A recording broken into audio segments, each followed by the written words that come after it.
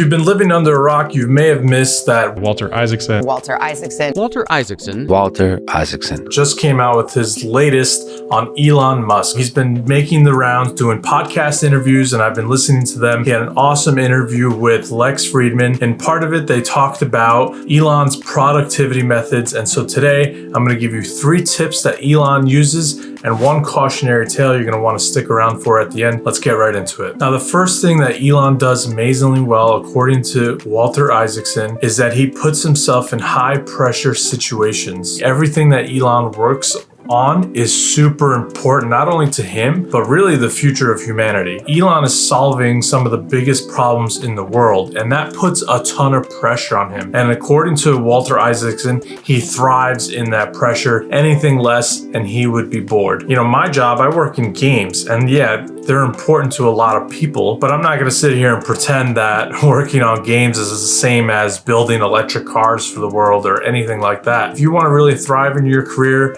if you want to do the best work that you're capable of, you need to put yourself in those situations. A lot of times they measure pro sports athletes as well as how they perform in the playoffs, how they perform in the finals. This is why for Michael Jordan, they always talk about undefeated in the finals, 6 for 6 in finals MVPs. It's because it's the highest stakes.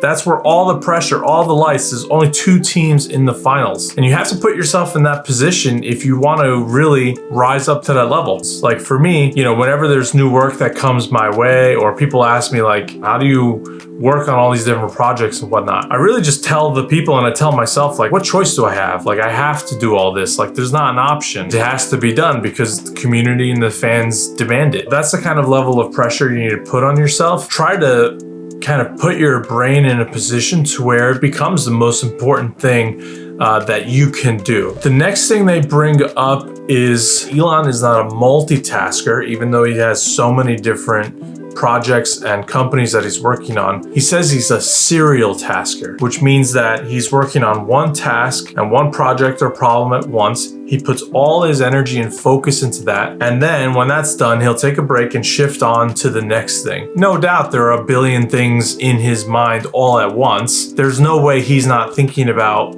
these different things, or these thoughts aren't creeping into his head, but he has the focus and the discipline to say, hey, this is the problem I'm going to solve right now, and I'm going to put as much time as needed into it. Then I'm going to take a little break, and then I'm going to go focus on the next problem. We talked about this in an earlier episode with time blocking from deep work. You need to be able to kind of close yourself off, sometimes physically, but really mentally, about what is the problem you're trying to solve and what you're trying to focus on, so that you can put all your effort and energy into that one task and you don't let other things creep in, and then you focus on the next one when that one's over. For me, what I like to do in situations like this is I have a room at the studio for our league, the HCS room, and sometimes when I need to focus on a project, I just go in there, I whiteboard. I'm literally just thinking about one task and I'm writing on the whiteboard and focusing on that and really thinking about that problem. And then when I go back to my desk, I'll type up all the notes and then I'll move on to the next task. So think about for your job, how can you take this into account?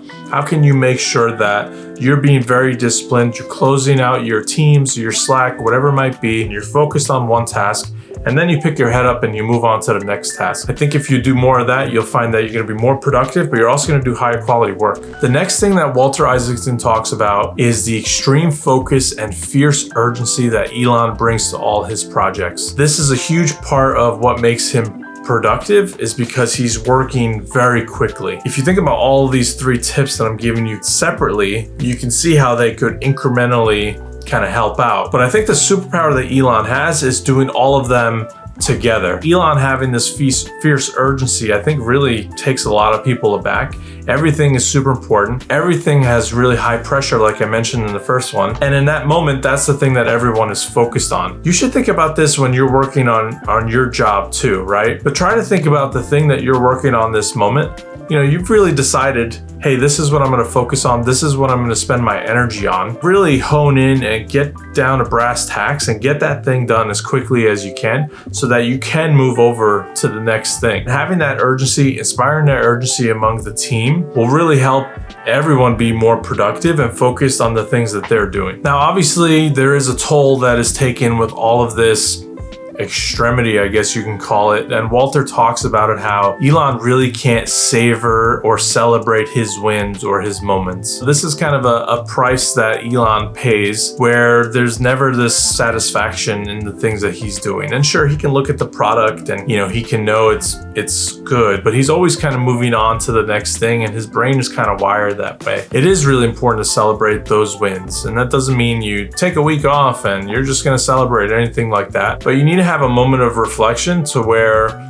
you can look back and be proud of the work that you've done and celebrate all the success and celebrate the effort. You know, have this moment, especially with the team, to where you can keep pushing things forward after the fact and you're kind of building morale on top of it. I think it's especially important if you manage a team or if you work in a team, to where you can celebrate the success and again have that moment of reflection. So that's going to do it for today's video. Thanks so much for subscribing and watching, and I'll see you guys in the next one.